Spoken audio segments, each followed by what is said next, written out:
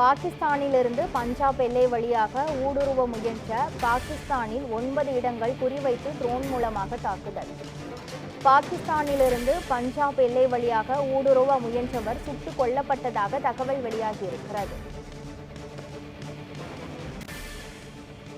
பாகிஸ்தானிலிருந்து பஞ்சாப் எல்லை வழியாக ஊடுருவ முயன்றவர்கள் சுட்டுக் கொல்லப்பட்டதாக தகவல் வெளியாகியிருக்கிறது.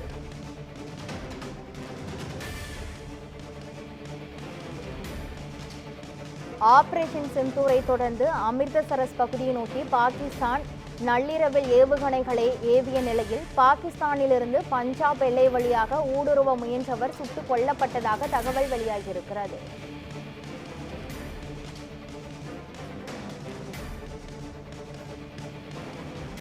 பாகிஸ்தானிலிருந்து பஞ்சாப் எல்லை வழியாக ஊடுருவ முயன்றவர் சுட்டுக் கொல்லப்பட்டதாக தகவல் வெளியாகியிருக்கிறது. இதுகுறித்த மேலும் விவரங்களை வழங்குவதற்காக நமது பொறுப்பாசிரியர் மரியரேகன் இணைப்பில் உள்ளார். மரியரேகன், பாகிஸ்தானிலிருந்து பஞ்சாப் எல்லை வழியாக ஊடுருவ முயன்றவர் சுட்டுக் கொல்லப்பட்டதாக தகவல் வெளியாகி இருக்கிறது. இது தொடர்பான மேலும் விவரங்கள் என்ன பதிவு பண்ணுங்க. கிருஷ்ணகிரி, நீங்கள் குறிப்பிட்டதை போன்று பஞ்சாப் மாநிலத்தில் இருக்கக்கூடிய அமிர்தசரஸ் நகரத்தை நோக்கி பாகிஸ்தானுடைய ஏவுகணை தாக்குதலானது இன்று அதிகாலை முறியடிக்கப்பட்டிருக்கிறது. இதனால் பாகிஸ்தானுக்கும் இந்தியாவுக்கும் இடையே ஒரு போர் பதட்டம் சூழலானது ஏற்பட்டிருக்கிறது. இந்தியா பாகிஸ்தான் எல்லையில் இருக்கக்கூடிய ராஜஸ்தான், பஞ்சாப், அதே போன்று காஷ்மீர் மாநிலத்தினுடைய எல்லைகள் உஷார் கட்டத்தில் நிலைநிறுத்தப்பட்டிருக்கின்றன. ஊடுருவல்காரர்களை தடுக்கக்கூடிய முயற்சிகளில் இந்திய ராணுவமானது தீவிரமாக கண்காணிப்பில் ஈடுபட்டிருக்கிறது.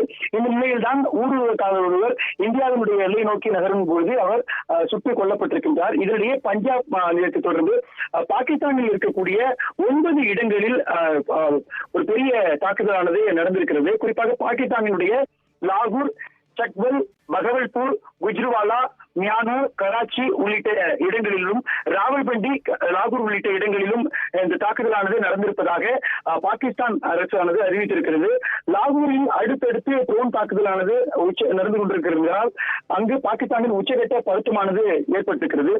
லாகூர் விமான நிலையம் அருகே அடுத்தடுத்து ட்ரோன் தாக்குதல் நடத்தப்பட்டிருப்பதாக செய்திகள் வெளியாகி பரபரப்பை ஏற்படுத்தியிருக்கின்றன.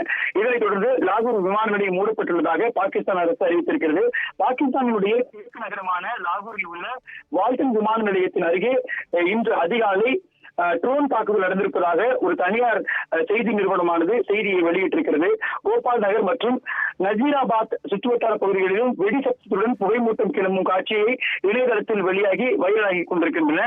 பாகிஸ்தான் மற்றும் பாகிஸ்தான் ஆக்கிரமிப்பு காஷ்மீர் பகுதிகளில் உள்ள பயங்கரவாத முகாம்கள் மீது இந்திய ராணுவம் செவ்வாய்க்கிழமை நள்ளிரவு தாக்குதல் நடத்தியிருக்கும் நிலையில் லாகூர் விமான நிலையம் அருகே இந்த சம்பவம் நடந்திருப்பதும் பாகிஸ்தானுடைய 9 இடங்களில் அடுத்தடுத்து தற்கொலைப்படை ட்ரோன் மூலமாக தாக்குதல் நடத்தியிருப்பது ஒரு உச்சபட்ச ஒரு பதற்ற நிலையை இந்தியா பாகிஸ்தான் இடையே உருவாக்கி இருக்கிறது. இதன் மூலமாக காஷ்மீர், பஞ்சாப், ராஜஸ்தான் உள்ளிட்ட இந்த இந்திய பாகிஸ்தான் இடையில் இருக்கக்கூடிய எல்லை மாநிலங்கள் பாதுகாப்பானது உச்சகட்டத்திற்கு கொண்டு செல்லப்பட்டிருக்கிறது. நேற்றைக்கு உள்துறை அமைச்சர் அமித்ஷா, பாதுகாப்புத்துறை அமைச்சர் ராஜ்நாத் சிங், பிரதமர் நரேந்திர மோடி உள்ளிட்ட உயரதிகாரிகள் எல்லையில் இருக்கக்கூடிய, குறிப்பாக இந்தியா பாகிஸ்தான், இந்தியா நேபாள் இடையில் இருக்கக்கூடிய அந்த எல்லை பகுதிகளில் இருக்கக்கூடிய 6 மாநில முதலமைச்சர்களை சந்தித்து ஒரு தீவிர ஆலோசனை மேற்கொண்டிருக்கின்றார்கள். இதன் மூலமாக பாகிஸ்தானில் இருந்து எப்பொழுது வேண்டுமென்றாலும் இந்தியா மீது தாக்குதல் நடத்துவதற்கான ஒரு சூழல் இருப்பதாக கணிக்கப்பட்டிருந்தது. உளவுத்துறையினுடைய செய்திகளும் அதன் வாயிலாகத்தான் வெளிப்பட்டிருந்தன. இந்த நிலையில்தான் பஞ்சாப் மாநிலத்தில் இருக்கக்கூடிய அமிர்தசரஸ் நகரத்தை குறிவைத்து பாகிஸ்தானில் இருந்து ஏவுகணையானது தாக்குதல் நடத்தி இருக்கிறது. இந்த ஏவுகணை என்பது சீனாவில் இருந்து வாங்கி வரப்பட்ட அந்த ஏவுகணைகள் மூலமாக தாக்குதல் நடத்தி இருப்பதனால் சீனாவுக்கும் இந்த ஏவுகணை தாக்குதலில் தொடர்பு இருக்கிறதா என்கிற ஒரு சந்தேகமும் கேள்வியும் எழுந்திருக்கிறது. ஏனென்றால் நேற்றைக்கு செவ்வாய்க்கிழமை இந்தியாவினுடைய ஆபரேஷன் சிந்தூர் அந்த தாக்குதல் சம்பவம் குறித்து கருத்து தெரிவித்திருக்கக்கூடிய சீனா மிகவும் மென்மையான ஒரு போக்கைத்தான் கடைபிடித்திருக்கிறார்கள். ஒரு கடுமையான ஒரு எதிர்வினையை பாகிஸ்தான் மீது அவர்கள் மேற்கொள்ளவில்லை.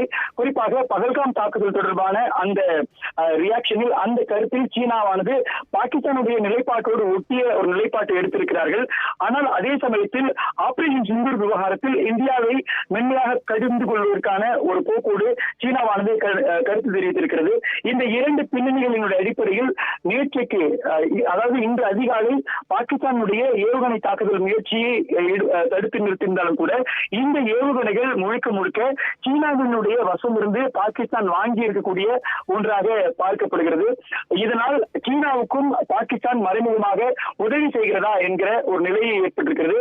எப்படி இருந்தாலும் இதில் இந்தியாவினுடைய எல்லையில் இருக்கக்கூடிய மாநிலங்களை முழுவதுமாக கண்காணிக்கவும் பாதுகாப்பை பலப்படுத்தவும் பாகிஸ்தானில் இருக்கக்கூடிய பயங்கரவாதிகள் இந்தியாவுக்குள் ஊடுருவலை தவிர்ப்பதற்கான அனைத்து முயற்சிகளையும் இந்தியாவினுடைய முப்படை வீரர்கள் தீவிரமாக கண்காணித்துக் கொண்டிருக்கிறார்கள். இந்த விவகாரம் குறித்து அடுத்த கட்ட நடவடிக்கையாக என்ன செய்யலாம் என்பது குறித்து இன்றைக்கு டெல்லியில் அனைத்து கட்சி ஆலோசனை கூட்டமானது நடைபெற்றது. இதிலும் சில முக்கியமான முடிவுகள் எடுக்கப்பட்டிருக்கின்றன. இந்த பின்னணியில் இரண்டு அம்சங்கள் இதில் நாம் பார்க்க வேண்டியிருக்கிறது.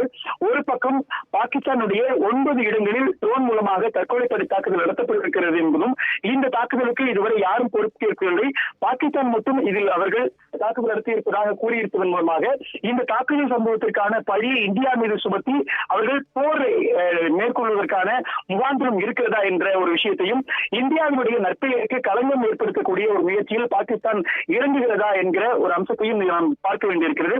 மற்றொரு பக்கம் அமிர்தசரத்தின் மீதான தாக்குதல் சம்பவமானது கவனிக்கப்பட வேண்டியிருக்கிறது. ஏனென்றால் ஆபரேஷன் சிந்தூர் மூலமாக இந்தியாவினுடைய ராணுவம் சொன்னது தாக்குதலுக்கான பயங்கரவாத தாக்குதலுக்கான பதிலடியாகத்தான் ஆபரேஷன் சிந்தூர் இருக்கிறது என்கிற ஒரு விஷயத்தை அவர்கள் சொல்லி இருக்கிறார்கள். இப்பொழுது பாகிஸ்தானில் இருக்கக்கூடிய 9 இடங்களில் ட்ரோன் தற்கொலைப்படை தாக்குதல் நடத்தியிருப்பதன் மூலமாக அந்த பழியை இந்தியாவின் மீது சுமத்தி அதன் மூலமாக பாகிஸ்தான் பதிலுக்கு பதிலடி என்கிற ஒரு நிலைப்பாட்டை எடுத்து ஒரு போர் பதட்டத்தை உருவாக்குகிறார்களா என்கிற ஒரு முயற்சியும் இதில் நாம் மிகவும் உன்னிப்பாக கவனிக்க வேண்டியிருக்கிறது. தற்பொழுது நிலையை வரை பார்க்கின்ற பொழுது இந்தியா பாகிஸ்தானிடையே ஒரு உச்சகட்டமான ஒரு பதட்டமானது எல்லை மாநிலங்களில் ஏற்பட்டிருக்கிறது. காஷ்மீர், பஞ்சாப் ஆகிய மாநிலங்களில் உச்சகட்ட பாதுகாப்பானது போடப்பட்டிருந்தாலும் கூட இப்பொழுது அந்த பாதுகாப்பானது ராஜஸ்தான் வரை நீட்டிக்கப்பட்டிருக்கிறது. ராஜஸ்தான் மாநிலத்திலும் உச்சகட்ட பாதுகாப்பானது மேற்கொள்ளப்பட்டிருக்கக்கூடிய ஒரு காரணத்தினால் அங்கு பொதுமக்களினுடைய பாதுகாப்பை உறுதி செய்யக்கூடிய வகையில் மாநிலங்களில் இருக்கக்கூடிய பாதுகாப்பு படையினர், காவல்துறையினர் அனைவரும் உஷார் நிலையில் கொண்டு வரப்பட்டிருக்கிறார்கள்.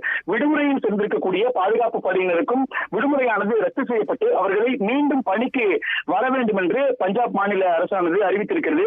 இதே நிலைப்பாட்டைத்தான் ராஜஸ்தானும் எடுத்திருக்கக்கூடிய ஒரு நிலையில் எல்லைப் பகுதிகளில் பாதுகாப்பை உறுதி செய்வதற்கும் எல்லைப் பகுதிகளில் பயங்கரவாதிகளினுடைய ஊடுருவலை தவிர்ப்பதற்கும் ட்ரோன் மூலமாக கண்காணிப்பானது மேற்கொள்ளப்பட்டிருக்கிறது.